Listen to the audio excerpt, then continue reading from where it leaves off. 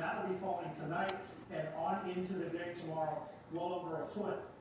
I would say places like Fitchburg, Leominster, down toward the Worcester area, probably getting the worst of it. Kelly?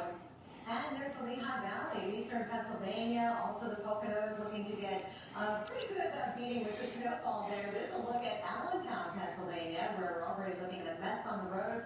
We've picked up at least 8 inches of snow in this area. We're looking for an update on that. But yeah, the plows have been out there and preparing to stay busy. I'm sure they're working on overnight shifts here because that snow is going to stick around through tonight and into Tuesday as well.